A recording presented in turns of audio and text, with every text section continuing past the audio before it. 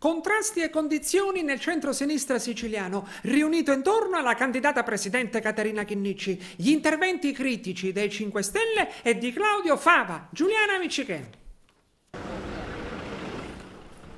Non solo nel centrodestra vi sono ancora incertezze come nel merito della scelta del candidato presidente della regione, ma anche in casa centrosinistra non mancano i contrasti, tanto che le forze politiche che si riuniscono intorno alla candidatura unitaria di Caterina Chinnici dovrebbero incontrarsi al più presto al fine di rimediare alle possibili spaccature.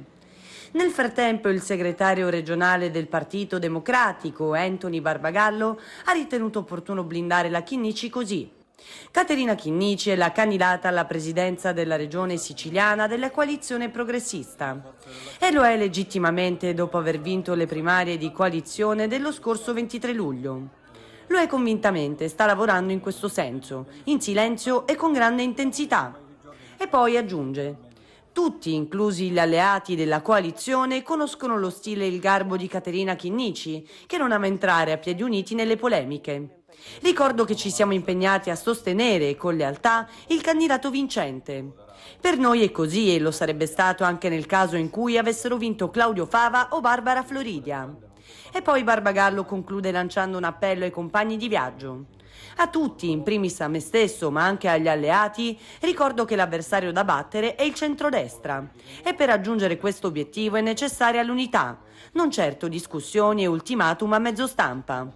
Al più presto la candidata Caterina Chinnici concorderà, ora che ce ne sono le condizioni, un incontro con i responsabili politici della coalizione per mettere a punto un programma che ci consenta di proseguire il cammino che abbiamo avviato e che ci porterà a Palazzo d'Orléans. Tuttavia i 5 Stelle non esitano a dettare delle condizioni per proseguire insieme il percorso elettorale e si impuntano innanzitutto, così come a Roma anche in Sicilia, contro gli inceneritori. E poi Giampiero Trizzino allarga il tiro. Si tratta di battaglie che hanno segnato la vita del Movimento 5 Stelle nei lunghi 10 anni di lavoro all'Assemblea regionale siciliana. L'acqua pubblica, le trivellazioni petrolifere, le azioni contro i disastri ambientali delle industrie, la gestione rifiuti, le leggi contro l'abusivismo edilizio e l'aggressione del cemento selvaggio. Se di accordo si deve parlare, allora lo si faccia sui nostri temi.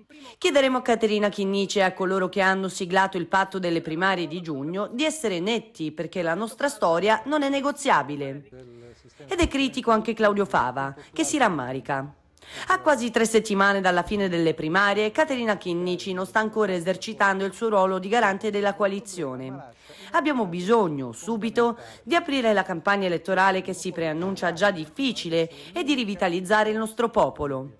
Abbiamo bisogno di sapere e capire come la candidata scelta dalle primarie intenda proseguire.